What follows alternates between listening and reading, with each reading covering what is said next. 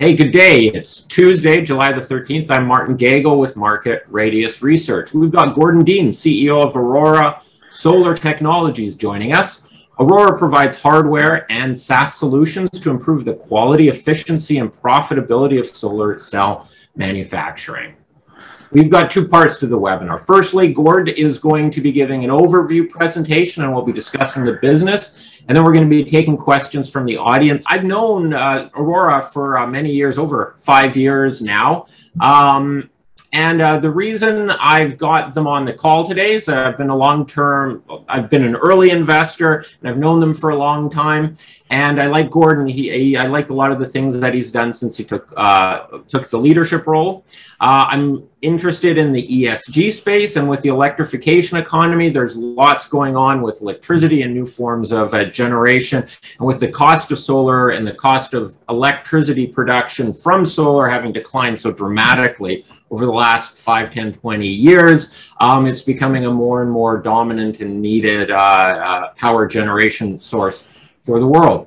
Aurora's had a few false starts in the past, but with the launch of their Insight program and the recent fundraising and their balance sheet nicely cashed up, I think the stars are aligning for them. And while this isn't a recommendation, I'm looking at exploring Aurora more to figure out if now is the time for Aurora to kind of rock and roll here. So Gordon, thanks for joining us, and let's hear the pitch and try to see how the stars are aligning for you.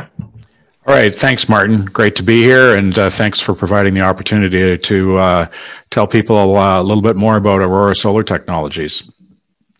So I'll first start with the eye test, which is the confidentiality and disclosure statement, and then we'll move on to just a quick snapshot of the company today.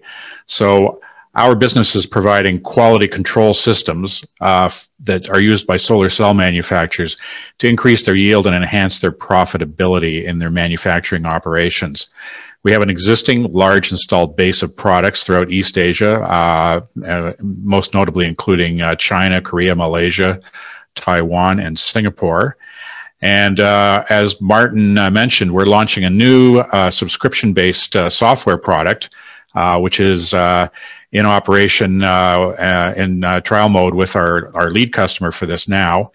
And this is going to be focused on looking at the entire manufacturing line from raw material all the way to finished goods, and helping customers understand exactly what they can do to improve the operation line to go back to the increasing the yield, and also to allow them to be able to more quickly detect any kind of excursions or faults that occur during the manufacturing and repair them quickly, which improves their throughput of high quality products. So this is pretty exciting for us, and Insight is actually a significant evolution for the company that I'll be describing later on in the presentation.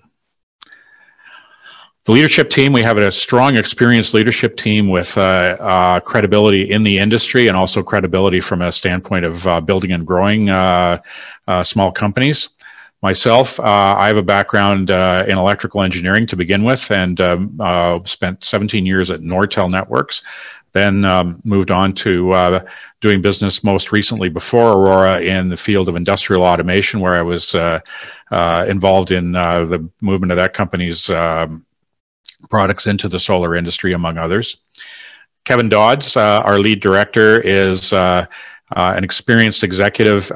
He most recently was with NORAM Engineering, which as the CFO, and helped grow that company many, many times over to become a major player in chemical plants within the Chinese market. Johnson Wong is a recognized leader in research and development in the photovoltaic or solar industry, and he is actually the power behind the Insight product as well. And Wei Deng, our general manager for Asia, has significant experience in many different kinds of products in China, both obviously with Aurora, but also with Norsat International and also Microsoft, so large and small companies doing both strategic business development and also product sales. So I'd first like to start and give you a little bit of background on the solar energy industry for those of you that may not be completely familiar with it. This it started off in 1955 in Bell Laboratories in the United States, and just around the time that the transistors were being invented. The interesting thing about the solar energy industry is that it became, a kind of specialty business for spacecraft power, remote locations, until the late 1990s, around the turn of the 21st century. And at that time, governments, particularly Germany, started to realize that this had great potential as a source of clean energy that could really transform the world's, not just Germany's, but the world's way of creating industry and get rid of pollution from coal and other sources of traditional energy. So what happened was they started to create incentives for this. And ever since then, the growth has just been on a tear. It's been growing at about 25% a year, CAGR, year after year after year after year after year since then. And nobody expected it to get as large as it is now. Yes. When you say it's growing at 25% a year, is that the amount of power that's generated, the square foot of solar? Because while there are more solar cells being made every year, they're also gaining in efficiency, and the dollar cost per solar cell is declining. So the dollar value doesn't properly represent how many, let's say, cubic feet of or square feet of solar panels are being put out. Could you give a bit of context to that, unless I just front ran another slide you're about to talk about that on? No, yes, I can do that. It is the power being generated. So what, if you look back and you think about it in terms of what's the manufacturing growth look like to support the installations, its installations in terms of gigawatts, that has been growing, obviously, in terms of just the size of the production, leaving aside the increased conversion efficiency of the solar panels, at roughly about 20% a year, just in terms of the production facility growth in units produced. So the 25% is the amount of energy that's being generated, and roughly the 20% is the amount of widgets, if you will, that are being built. All right, and with solar power, there, like in semiconductor industry, there's Moore's law, where every 2 years or 18 months the CPU it doubles its cycles or the process, the computations it can do. The solar industry isn't, and at half the price, so there's a cost basis in there. Solar doesn't sort of its efficiency isn't growing that fast, but at the same time, it's getting cheaper and more efficient every year. Could you talk a little about that side of the equation? Yeah, so the equivalent to Moore's law. Moore's law is really how many transistors can you fit on a chip. Yeah. So the equivalent in solar to Moore's law, while never explicitly stated by anyone, is something called the learning curve. And what that is that's the cost to produce a watt of electricity. So that's been falling at a rate of roughly 10% a year during the last 20 years plus. So, for example, it used to cost roughly $1 back when I got started and started to really look at these things to generate in terms of the selling price for a watt of generating power in the portion of the industry that we play in, which is the solar cell manufacturing portion. I'll get to what a solar cell is in a minute. And I actually was updating some of the numbers yesterday, and it's now 13 cents. So that has a significant impact on people's willingness to install a solar power plant in locations that would be marginal, 5 years ago. Now there's a great payback on it, and this is what's been driving the increasing percentages of solar power, I should say, as part of the generating mix in various countries around the world, including Canada. So it's not just limited to very sunny locations or places with great subsidies, but it's now at a point where the levelized cost of energy, as they call it, for solar is in most parts of the world one of the cheapest, if not the cheapest way of generating power. Yeah. And sort of one sort of technically kind of question, when you say 1 watt, is that 1 watt per hour, or because watt is just amount of power, like, but over what period of time is that sort of defined as? Just so when you say there's 25 gigawatts, is that what it would produce in a year, or what sort of, how do they sort of define that? They don't define it in terms of the actual amount of power over time, like kilowatt hours. They define it in terms of what the standard test rates are. So whenever a module or a solar cell, in our case, is produced, they are tested under standard conditions to assign a rating to them, which is basically the amount of energy that they can generate. So this varies, obviously, in the field, depending on how cloudy a day it is and the inclination of the sun at various times of the year, and probably most notably and obviously whether it's night or day. All right, but that would be in an hour then, because it's like, or no, it's instantaneous. So okay. Yeah, from an engineering perspective, which you're kind of getting into, it's at any given time, what's its potential, regardless of how long a period of time it is. So right. It's equivalent to how fast can you drive your car. You don't necessarily measure that over a long period of time. It may be just the instant before you get caught by the police for speeding. All right. Sorry, I've diverted enough on your talk here. I'll let you get back at it. Okay, no problem. So basically, in summary, this is a huge and growing market.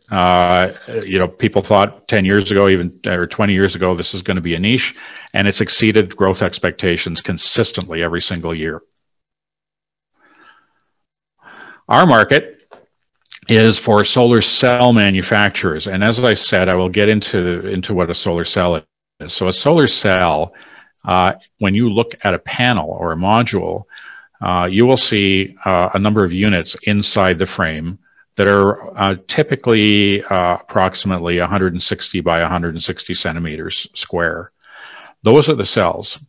So the panel is a means to wire them together and protect them from the elements, but it's the cells themselves that actually generate the electricity when sunlight strikes them. So this also is the most complex part of the manufacturing chain, from the very raw material, which is silicon, which is refined, and then cut into the precursors to the cells, which is silicon wafers, and then ultimately the panels and the balance of the system, which is the wiring and the inverters and so forth, to basically get the electricity off the panels.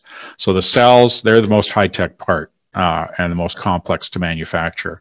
So that's where we focused the business, was on this, because our business, as I said earlier, is to help these manufacturers improve their throughput and their yield and maintain their best possible output in their manufacturing lines. So the most variation and issues with relating to doing that you find in this part of the value chain. Go ahead. Sorry, and in the value chain, there are certain manufacturers who just make the cells, and then there are other guys who buy cells off the market and put together the panels, and then there are other guys who then will take the panels and install them on your roof or in a big solar farm and attach the inverters and all that. There's some solar cell manufacturers that also do the panels, but those are two kind of distinct parts of the value chain, correct?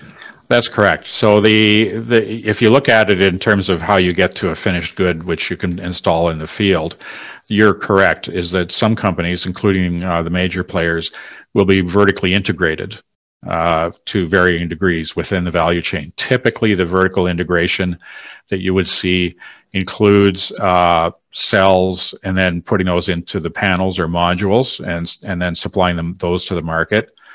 Sometimes they will also have some integration with making the silicon wafers. There's a company called Longi Solar in China that covers quite a bit of the value chain. And from time to time, you'll find they also have part of the business involved in actually the solar power plant projects, I should say, as well. There are, however, players that specialize in each of these elements in the market value chain. So we sell to both those that are vertically integrated and also to the people who make cells alone as well. We are agnostic. For us, it doesn't make any particular difference as to whether they participate in various parts of the value chain. We just want to know that we can provide them with our products and help them do a better job. So there's over 30 billion of these things made every year, and that's increasing. They also have a significant amount of capex, which is increasing over time. And the addressable market, which covers the entire area that we play in, which is instrumentation and control, we're not the only player in that area, is roughly 500 million a year in terms of capital expenditures. So it's a significant market, and it's a growing market. So it's very attractive for us to be involved in this business. Gordon, sorry. Like a capex for a new plant is $5.5 billion. How many solar cells or how many watts of production would a plant like that be able to pump out in a year? Well, that capex is actually for the solar cell manufacturers as a whole. So that's more than one plant. Yeah. Gotcha. Okay. To address your other question, the typical growth of power of these plants year over year is in the range. It varies from year to year. The capex is not always to do new plants. So let's say it's roughly about 20 gigawatts, 15 to 20 gigawatts each year of new capacity, sometimes more. I don't have the numbers that break this down specifically into the amount of capital they need to spend on a greenfield plant, but it will be composed. I can tell you what it's composed of. It's going to be composed of the building and all the HVAC and so forth. But the biggest element after that is going to be the equipment that needs to go in to do the manufacturing. So it's about a 7 to 10 step process to convert a silicon wafer into a finished solar cell. And the pieces of equipment to do that typically are several $100,000 or a few $100,000 to $1 million each in those steps. And a typically sized plant would be around 5 gigawatts, particularly for the major players of capacity as well. So this gives you some idea of kind of the scales that we're talking about. And that's largely concentrated on the cells in China. China's the biggest producer. Then what, I'm guessing Korea, South Korea is number 2. And can you just, not too specific, but who are the big players in it geographically? 8 of the top 10 are Chinese companies, which correlates very nicely to the fact that roughly 80% of the world's solar cells are produced by Chinese companies now. The remainder are of the top 10. There's one that does a specialized type of panel. You don't actually have cells in this case, and that's a company in the United States called First Solar. And the other one is one of our customers that does do the standard type of solar panels and cells, and that's a company called Hanwha Q Cells, which is based in South Korea, but it was an acquisition of a German company, so they have significant R&D operations in Germany, and they do their manufacturing in Korea and Malaysia.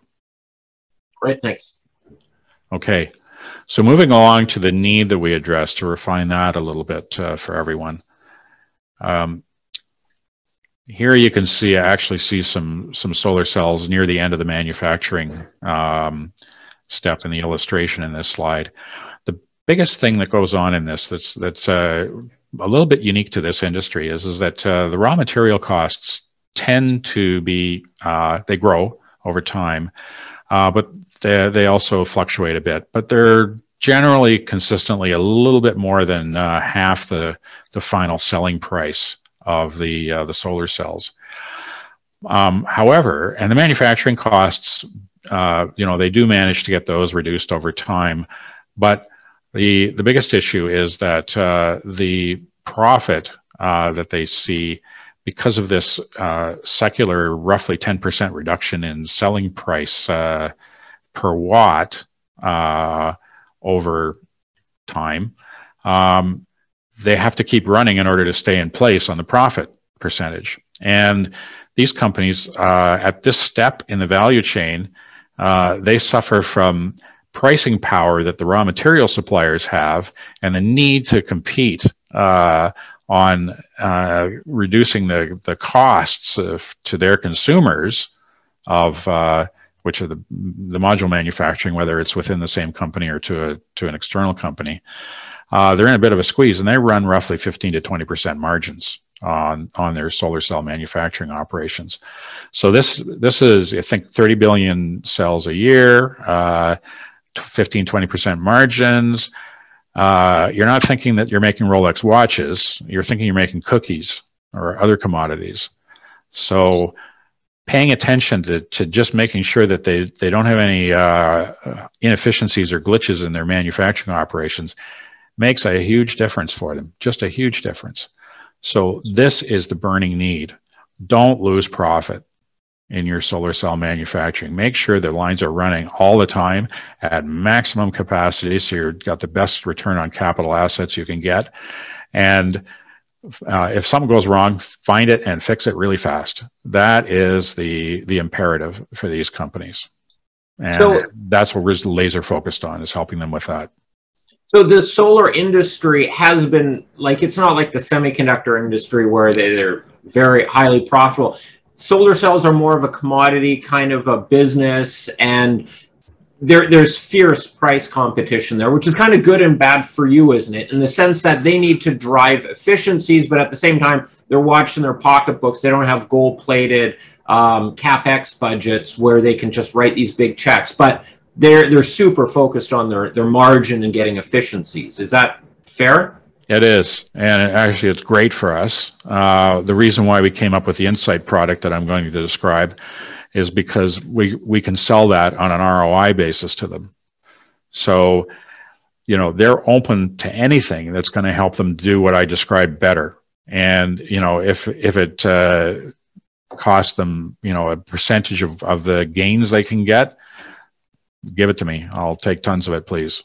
They're not going to spend money on frills, though. So this is the key thing as well, is that this is not the sort of business where you want to get into, well, we can do all kinds of fancy stuff. Like I said, it's not a Rolex business. It's a meat and potatoes kind of, high volume, get the products out the door and make money on supply chain and manufacturing efficiencies.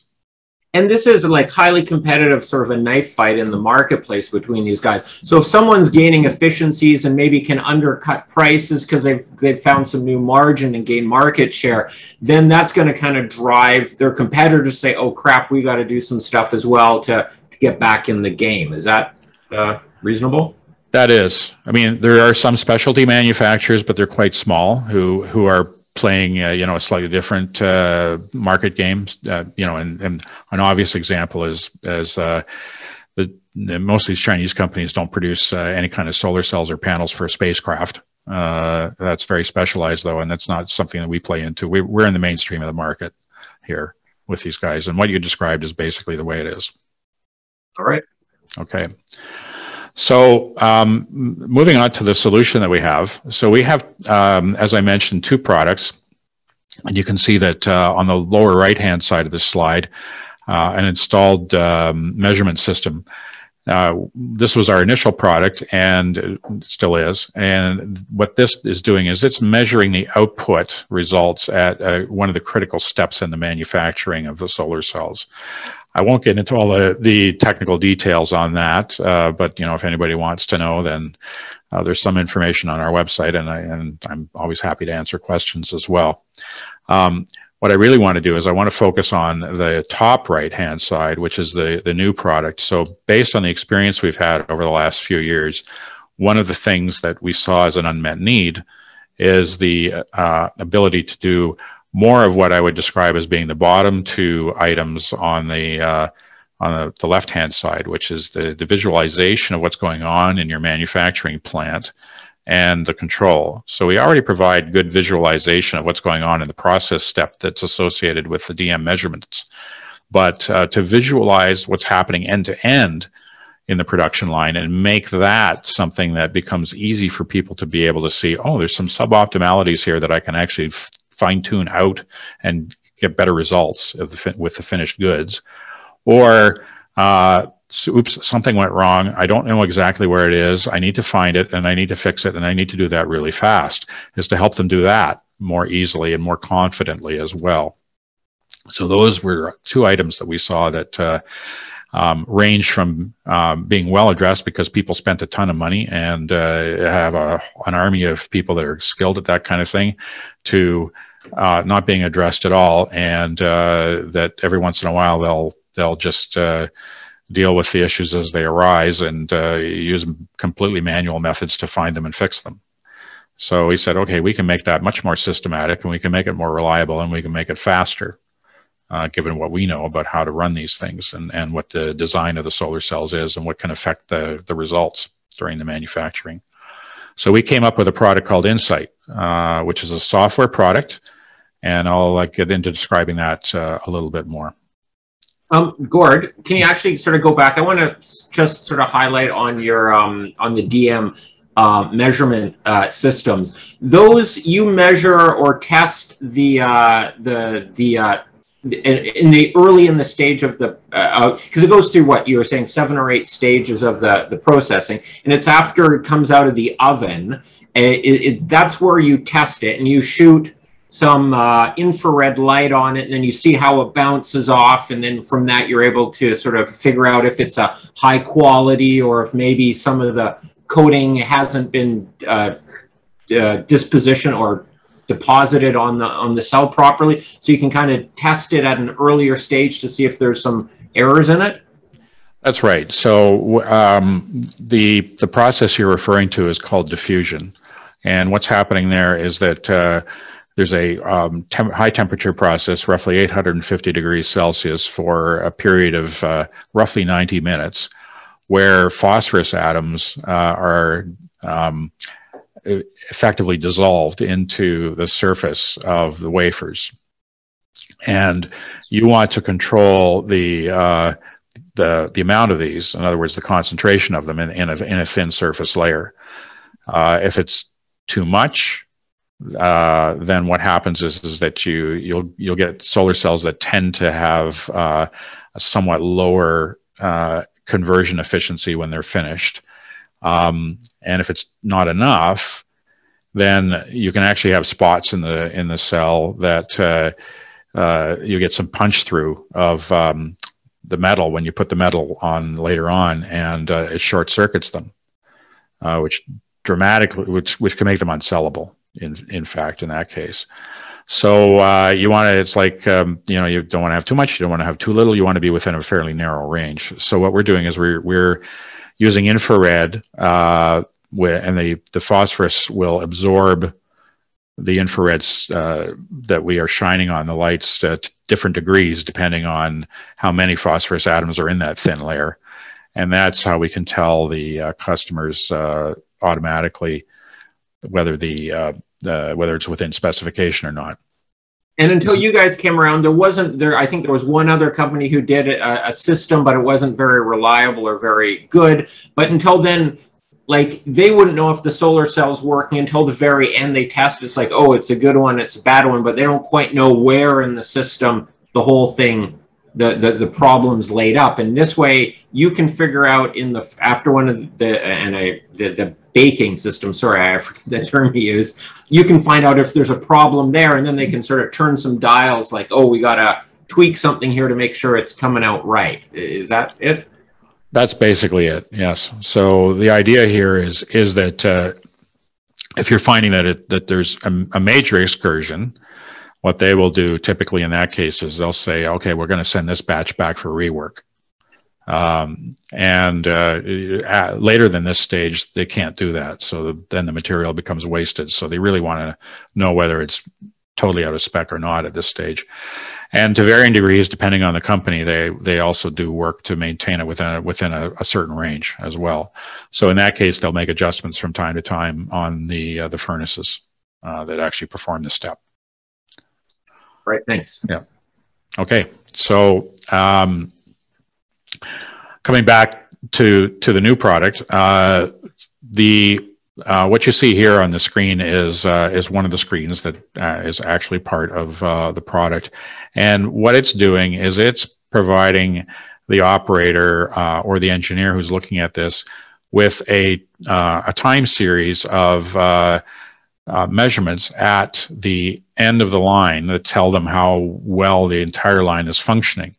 And what they can do with this is they can drill down and look at specific steps in the line. And at any given step, usually there's multiple pieces of equipment, like the furnaces we were talking about. There can be many of those in a given plant. And the situation will be that they're not all exactly operating the same way. So you can see how they are doing. And within certain tolerances, you can decide whether you want to do something about one of them or not. Now, one of the things that this gives you that you can't get with other techniques unless you spend just a ton of money, which, remembering that these are low margin businesses, they don't have excess capital lying around to spend on any bells and whistles, is a continuous time series of data that can reveal exactly what's going on in all the bits and pieces of equipment. Now, you might ask, how do we do that? Well, there's an interesting attribute of solar cell manufacturing that you don't see in other industries very much. Every single solar cell is thoroughly tested at the end of the line and then sent to a sorter that sorts them into bins. And the reason for that is because they all differ just a little bit, and their electrical characteristics and also their color determines which bin they're going to go in. And the reason for the color, briefly, is that you want to have very, very similar shades of the black or the blue that the cells become for a panel, because you don't want it to look like a quilt. You want it to have a very uniform appearance across the panel. So that's for the color.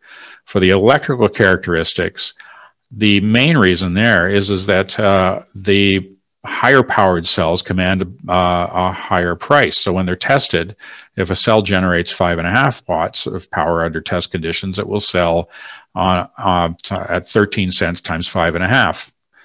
If it generates only 5 watts, it'll sell at 13 cents times 5. And in a 5 gigawatt plant, you're making around 900 million cells a year. So when you do the multiplications, that makes a big difference in terms of your revenue, especially considering that it costs exactly the same amount to make a 5-watt cell as it does a 5.5 watt cell. So obviously you're highly motivated to get more 5.5 watt cells than you are to get 5-watt cells as well. So what we can do is we can take the results of those tests, and that's what we use as our data source, a huge amount of data. We mine the data, and we use that plus tracking information about how the material got routed through the plant, and we can then assign the performance to different machines. We also, in the not too distant future, will also provide more of a deep dive into exactly what's going on inside those machines in order to explain why they may be producing a superior result or an inferior result as well. So this provides them with the ability to be able to do diagnostics for faults very quickly without interfering with the production and pin it down. Most of the time, the diagnosis is done either by saying, "Ooh, we have a problem, we don't know where it is, so we'll do a special run," which hurts throughput. And because of the nature of the behavior of these systems, it doesn't always tell you what you want to find out. Whereas this, because it looks at every single cell that comes through the system, is completely rock solid reliable with respect to identifying where any particular issue or fault may lie. So that's a big thing for these companies. Most of them just don't have the ability to be able to do that reliably, and it affects their yield in the plant. So what this results in, number one, is the ability to be able to narrow the variations and push the average a little bit higher towards that 5.5 watts instead of the 5 is based on having the data to do it with. And this will, for the first time, provide them with continuous, reliable data based on the data mining that we do. The only other examples that I can think of where this is done are where one company who is a customer of ours spent millions of dollars per line instrumenting as much as they could in the line, and then they have an army of statisticians and physicists who comb through the data and come up with how to get the most out of the line. And you know, they do pretty well. Their consistency and their quality is very high, but nobody knows if they ever make any money because they've spent all the extra money on this, and nobody will do that. This is another thing we discovered when we came up with this, is that in general, most of the manufacturers, especially in China, are not willing to spend money for that sort of thing. And that comes in two reasons. One of them is the profit margin reason I described before. And the other one is that the manufacturing plants in China are typically being built where the land is cheap, and they can't attract the people either who are able to do this sort of thing. So they need systems that can work with the workforce that they have available to them as well. And we've designed this to be able to be easily usable by the workforces that they have and reduce the amount of skilled people that they need to have for any given amount of manufacturing capacity as well. So that brings the operating costs down for them. If I give you one example where we have with the lead installation that we have now, those runs that I described where they would do a special run, sometimes, some companies don't, to try and diagnose a problem, they actually are about 14% of all their runs. So 14% of their production is to try and diagnose problems. They sell them at the end. They just do special routing to try to isolate where the fault is.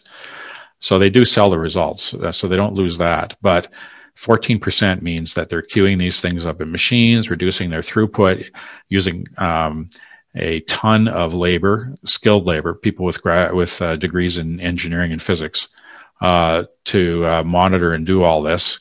And that is very expensive. And this is something that we just take completely off the table with this product for them.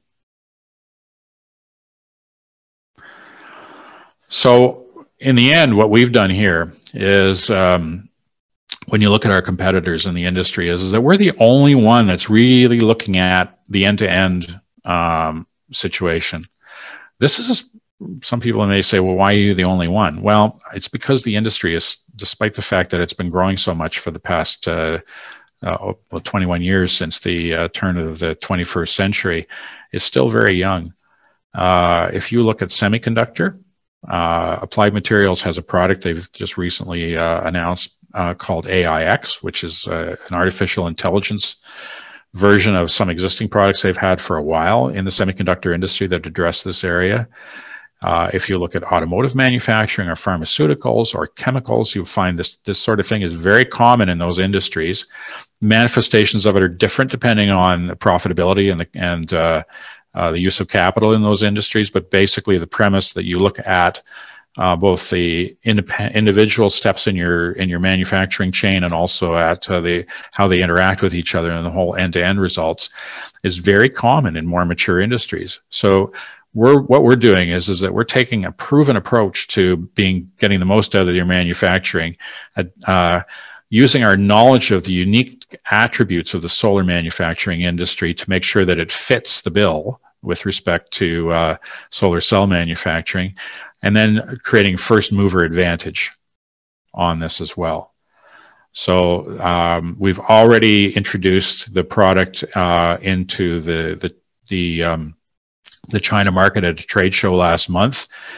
We got instant interest. We're in discussions with a number of companies there to get started. Our plan in China is to make sure that what we do is we qualify. We're going to be picky and choosy, and we're going to qualify this with one or at the most two companies in China to make sure that we can make them incredibly successful with this product, and then we will be rolling it out in general later on in 2022. So the first step is our lead customer who's helped us develop the product, then our leads in China, and then to quickly after that move into general sales and distribution within China, which is, as I said, 80% of the market for manufacturing solar cells right now. You've launched with, I think it's Insight Essentials. That's the first branded. Am I right on that sort of branding of it? That's correct. So because this is a new way of doing things, it's very, very important that what you do is you make sure that you are not overwhelming the customer with a lot of functionality. So we have a lot of stuff that's in the pipeline to bring out.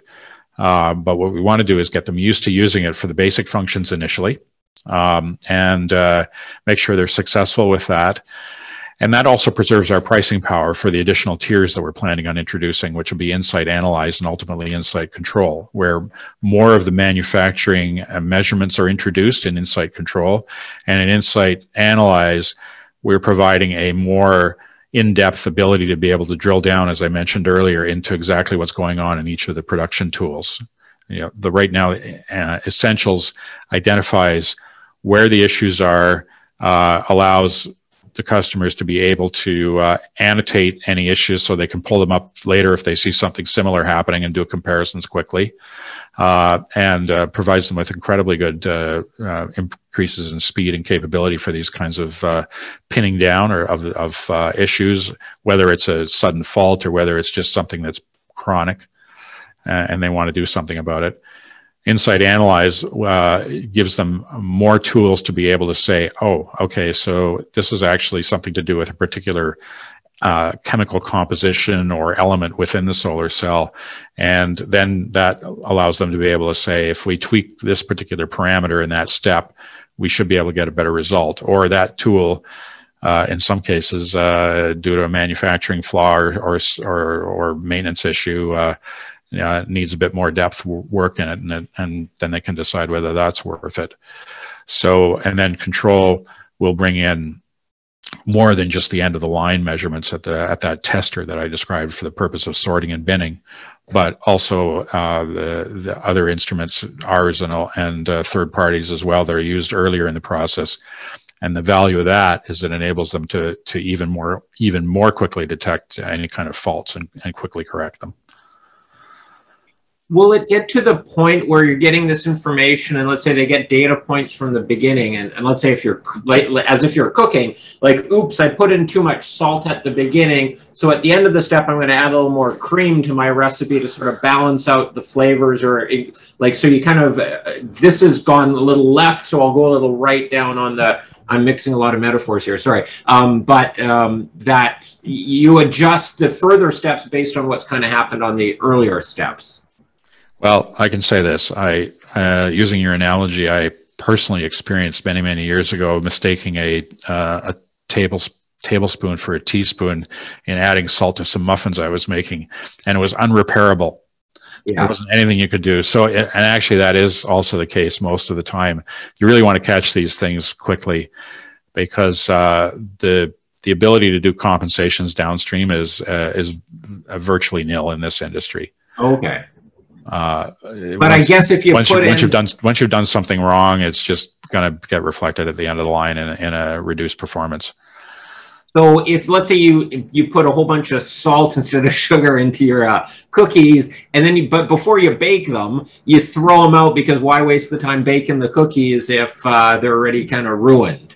That's right. So what happens in this industry is that you've got up to about that step where the DM measurement instruments are, you can rework the material if you find that there's a flaw that's going to be fatal. Yeah.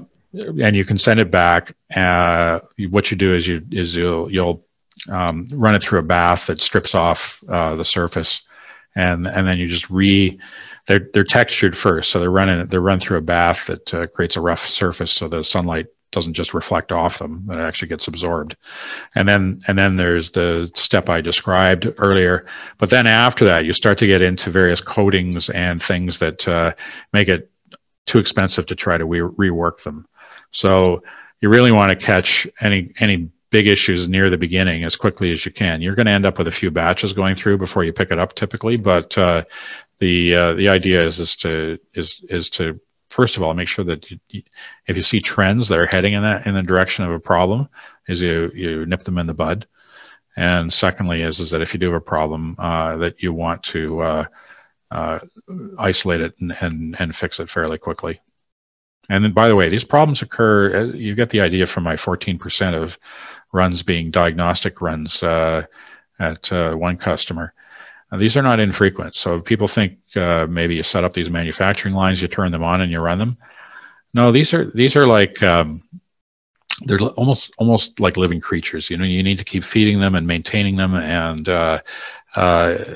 keeping an eye on them and so on. And you can automate much of that. Some plants, particularly one customer that we have who's not Chinese, is almost lights out. But that was only with a huge investment of capital that most companies don't have available to spend. So it still involves a lot of monitoring and management on a day-to-day basis. All right, thanks.